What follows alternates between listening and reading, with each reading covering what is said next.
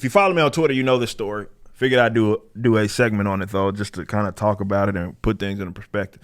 So, you know, tokenized Ariel, you know, all the tokenized redheads that have what Cyclone was coming up in, like, she's gonna be in I can't remember what movie she's gonna be in. But either way, it's a lot of tokenization, and it seems to target a lot of redheads. Maybe that's on purpose, because if you mix the term ginger, you kind of get another slur that often applies to people that are closer skinned to my color. And maybe they trying to say something and they don't know that they know they trying to say something. They just being kind of blunt about it.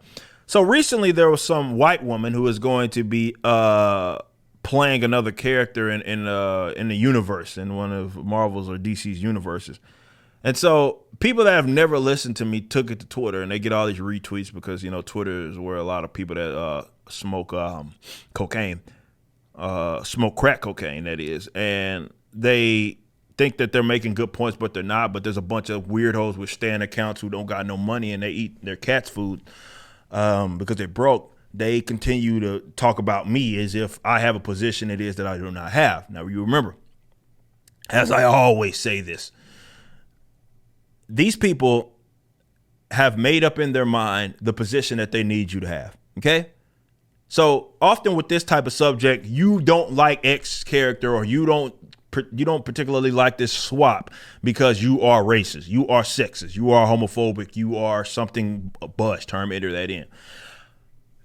I tell you not to argue with these people as far as, unless you're monetizing them, with reason, because you cannot reason them out of a position. So if you argue with them to make them stupid, to make them make yourself money, or, you know, there's some sort of benefit to someone that may view that conversation and get something out of it, go for it. But if you're arguing with these people with the intention that that person is going to change their thought process, you are wasting your time. They already have their mind made up to where you need to have that position. Their arguments don't work unless you have it.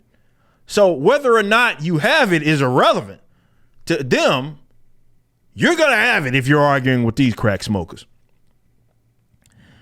So this person got 11,000 retweets talking about we're the gender side police. And they're talking about Sydney Sweeney is Julian Carpenter. Let me be clear. This person's retarded in the first place, because the character that they're talking about here is not a traditional redhead anyway. She's a strawberry blonde. She's been explicitly stated as that in the books, but she doesn't know that. Okay? So I guess, I don't know if this is her natural hair color or not, the character that she's playing is that this actress is going to be playing, or that the actress is, not a character, that's just what it is, she is. She's looks to be blonde. So they look at that like, well, why ain't you complaining? First of all, there's no race swap here.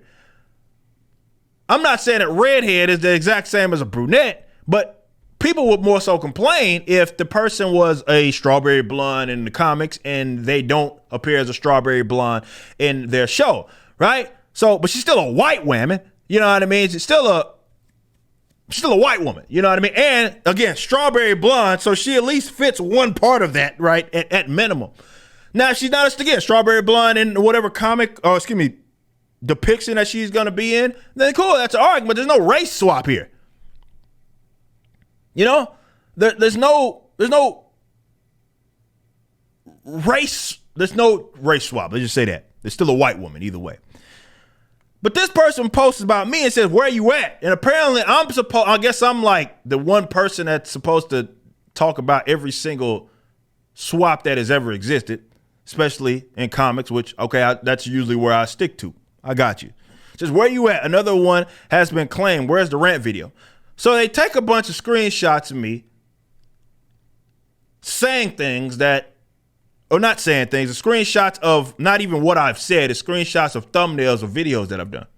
Now, if they've bothered to listen to any of these videos, they would know that I've never complained about a white woman playing a white woman in the sense that she's a white woman that's playing that character. Now, maybe I'll say that depiction of that character is inaccurate and I'll complain about that. But there's not a race swap here. You know what I'm saying? There's no race swap discussed. When I've talked, all of these that you mentioned are a race swap. Those are what I was highlighting in those particular videos. Now, I've had my complaints about various comic book characters and their depictions being inaccurate, and they're also white, right? I've talked about that many times. Hell, I talk about certain characters that exist, and there's a swap that maybe they're still white, but maybe there's a gender swap, and I've talked about that as well. But you'd have to actually listen to my content in order for you to understand that.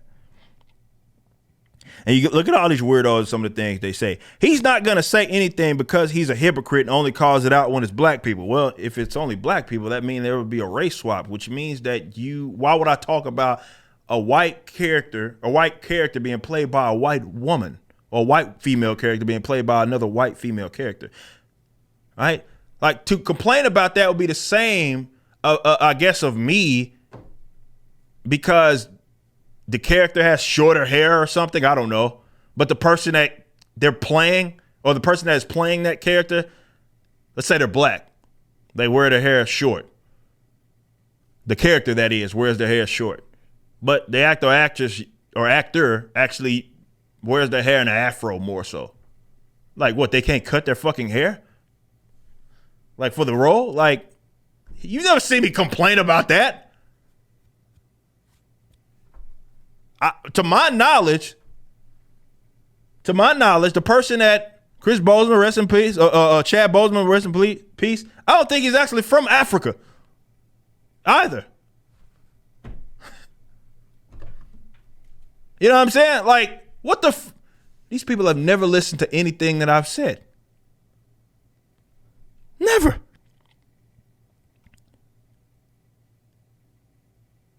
So they look at it like, well, he's complained. I've never listened to what he said. But there's this white woman who's not actually a redhead playing a redhead, which, again, strawberry blonde, not like a just straight up redhead. Anyway. So you can say reddish blonde, but you all can also say blondish red. Either way, my position, what did they want me to do a video about? Saying that the person can't wear a wig or can't dye their hair? What the fuck you want me to say?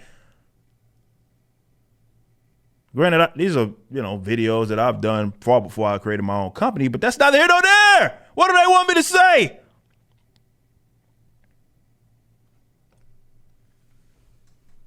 These people don't listen.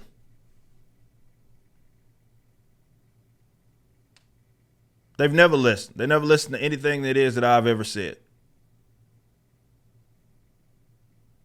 These are the crack smokers that y'all go back and forth with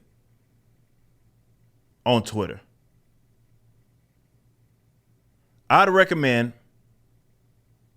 that you stop doing that unless you're going to make money off of them. If you're going to make money off of them, go for it. But if you think that you're going to reason these people out of their positions, these emotional brainlets have already decided that you're racist. They've already decided that you are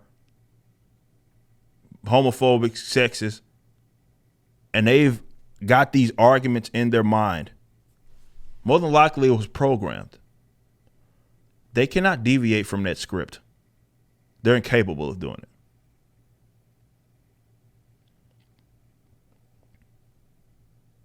They can't do it. So I'd advise making fun of them and monetizing them. And maybe, just maybe, once they're made fun of, because their only appeal is too emotional anyway, maybe once that happens, you can shame them out of their positions. But you're not going to reason that crack smoker out of that. Yo, I appreciate you as always. And if you're into comics or want to get into them, go visit Rippaverse.com, where you can check out my own comic book company, Rippaverse Publishing. Our first book, ISOM #1, is currently up for pre-order right now. You can also check out the company trailer and the ISOM campaign trailer so that you can make an informed purchase. We've cleared over $3.3 million in sales, and many of our supporters are viewers just like yourselves. And because of that, I have to thank you all personally. I do appreciate you. I can't wait for you to learn more about ISOM himself and already fan favorite Yaira. We ship internationally, so no matter what side of the globe you're on, we love to have you as a customer. Much love and big thanks.